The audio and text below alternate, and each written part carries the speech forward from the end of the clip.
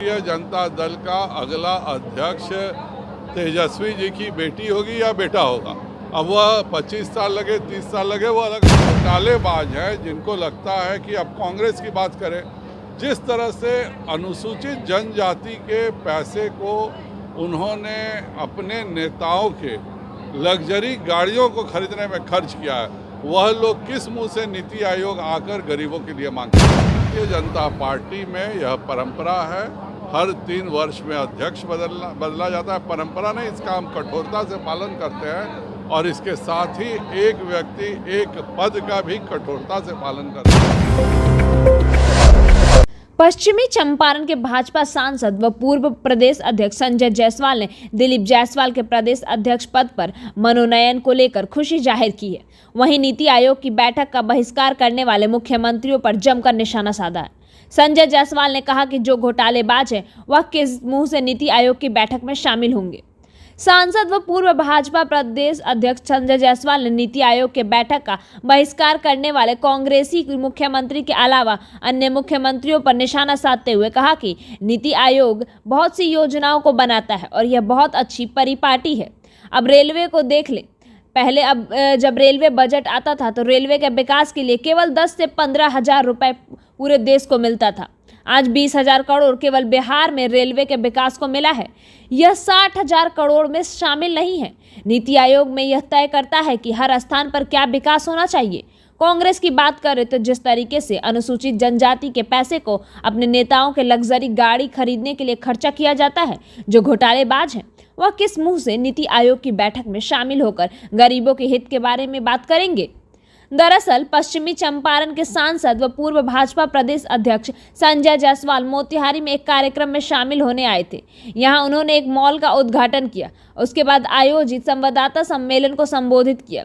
संवाददाता सम्मेलन को संबोधित करते हुए लोकसभा में पेश हुए बजट को विकसित का बजट बताया। साथ ही बिहार को 60,000 करोड़ रुपए अतिरिक्त दिए जाने के प्रधानमंत्री नरेंद्र मोदी को आभार व्यक्त किया।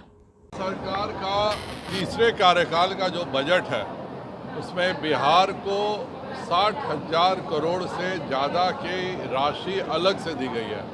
मैं माननीय नरेंद्र भाई मोदी जी का बहुत आभारी हूँ कि चंपारण में जो सबसे बड़ी समस्या रहती है वह बाढ़ की समस्या होती है। हम कितने भी सड़कें बना लें, कितना भी स्कूल इंफ्रास्ट्रक्चर बना लें, पर बाढ़ से वो सब चीज़ें नष्ट हो जाती थी। आज 11,500 करोड़ रुपए जो तटबंध के लिए मिले हैं, उसमें हमारा चंपारण तटबंध, जमींदारी बांध समेत विभिन्न बांध जो मोतिहारी, बंजरिया, सुगौली, आदापुर, नौतन, अरेराज, इस पूरे इलाके में जो बांध है और चंपारण तटबंध खास करके जो लगभग अब 50 वर्षों से न उसका उच्चीकरण हुआ था और न ही उसका कोई अलग से राशि आई थी। इस बार ये सारी राशि एक मुश्त में दे के नरेंद्र भाई मोदी जी ने बिहार को और ख़ास करके चंपारण को बहुत बड़ी सौगात दी है। उसके लिए मैं माननीय नरेंद्र भाई मोदी जी का बहुत बहुत आभार चंपारण की जनता की तरफ से व्यक्त करता हूँ। प्रदेश अध्यक्ष को बदल दिया गया है। यह लोकतांत्रिक दल है। हम अभी से जानते हैं कि राष्ट्रीय जनता दल का अगला अध्यक्ष तेजस्वी जी की बेटी होगी या बेटा होगा। अब वह 25 साल लगे 30 साल लगे, वो अलग बात है। भारतीय जनता पार्टी में यह परंपरा है, हर 3 वर्ष में अध्यक्ष बदला जाता है। परंपरा नहीं, इसका हम कठोरता से पालन करते हैं और इसके साथ ही एक व्यक्ति एक पद का भी कठोरता से पालन करते हैं। माननीय सम्राट चौधरी जी के उप मुख्यमंत्री बनने के साथ ही यह तय हो गया था कि कोई नया अध्यक्ष मिलेगा। चूँकि लोकसभा चुनाव बिल्कुल करीब थे, इसलिए यह नहीं हुआ। यह एक सामान्य परिपाटी है।